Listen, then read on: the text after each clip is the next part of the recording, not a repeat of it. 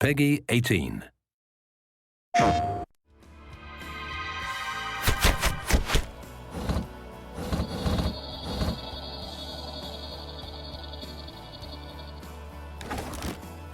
Sony's been an extremely great partner for us in moving to the console. At Blizzard, our heritage was actually console games. Obviously, we've been away for a while, so we had a little bit to learn, and we looked across all the franchises to see, which one would really be the most appropriate to bring across.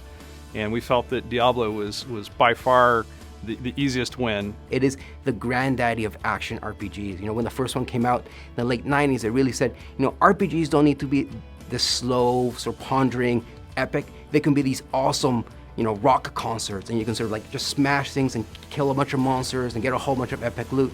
It just connects you to that experience, and I think it's super important for us that the player feels that they are in the screen with their character, and partly because our players on console are sitting 10 to 15 feet away from the action, so the more we can make them feel that they are the action, they are the barbarian, the more epic and visceral the experience is. So for us, the thing that's exciting about the new console is actually the controller.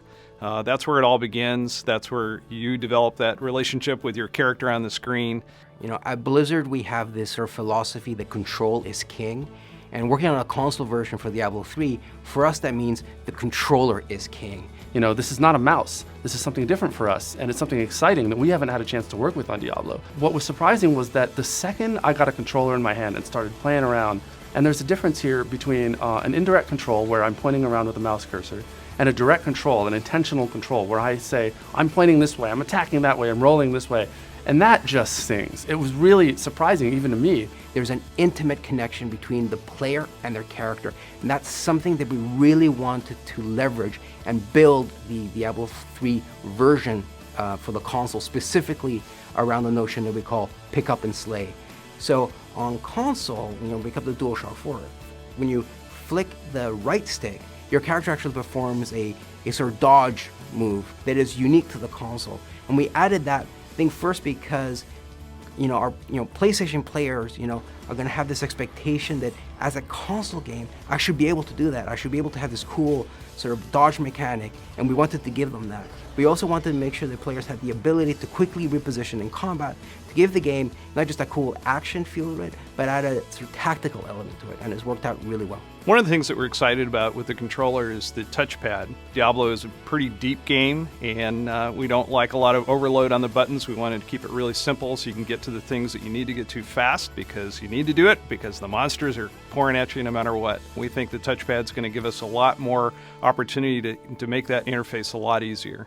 We now have a different way that the player can interact with the game. For a game like Diablo III that has a lot of sort of cool inventory things you're doing, you're equipping items, just the possibility of the trackpad is really exciting, and we really can't wait to dive into it and sort of make it as awesome as we can.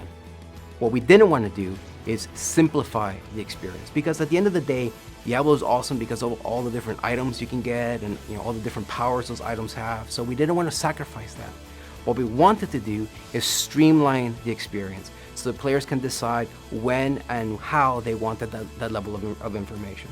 So we really built the inventory and all our UI screens from the ground up. These are screens that are specifically designed to feel great when you have a DualShock in your hands and the way you navigate them. So we moved into a radial style menu that allows, first of all, your character to be nice and big on screen. But I think one of the magic of working on a game like Diablo at Blizzard is we're very iterative. Like, we constantly keep asking ourselves, how can we make this better? How can we make this more awesome? And our team, and so Jason Bender, had this really great idea for something we call the quick equip, which is without even having to open your inventory, you can just press up on the D-pad and quickly cycle through the items you've recently picked up and make a decision right then and there whether to equip it or not. So again, that's a great example of the way we wanted to streamline but not simplify the experience. What's great about Sony's decision to make the PlayStation 4 an easier architecture for us to work with as developers is that it means that we can actually get our games into the hands of our players a lot faster, and we're super excited about that. We have a lot of scalability in the PC version of the game, and with the processing power of the GPU on PlayStation 4, we're pretty confident that we're going to be able to get very high-res graphics and a super rock-solid frame rate. So something that you get on PC, not quite for free, but something that people are used to, is the ability to do things like stream your experience. So you say, hey guys, They just changed the way that barbarians work, or I just got a new axe for my barbarian. I wonder if I can do this whirlwind tactic that I've been doing on a harder difficulty. Let's find out. And so someone online will they'll take video of themselves doing it, saying, look, I can totally do it. It's totally easy. All I need to do is go to this area and get this skill, and I can make it happen. And people learn, and it's exciting. I think the share button, I think, has this potential to sort of really fundamentally change the way players interact with not just the game, but with one another. And there's always been a barrier to sort of bring that same type of experience to the console. But the fact that it's now on your controller, a button press away, that you can, you just found an awesome legendary and you want to, share it, not just with your friends on your couch, but with the whole world. The fact that that's a button press away is just such a great thing to bring to players. And I think it's one of those things that, especially when we start talking about it sort of internally, is that we sort of get the potential, but it's not until we actually see it in action, and more importantly, see players engage with it and see what they do with it. That's where we're going to see the true promise of the share button come to life.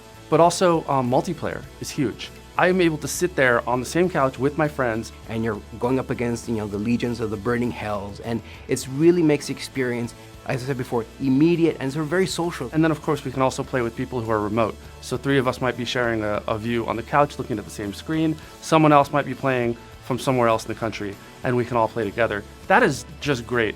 Having that social experience and that flexibility is something that's really unique. That's what console gaming is all about. It's a more intimate experience right there in the living room, a shared experience, with your friends, with your family. And we think that Diablo is a perfect game to allow you to do that.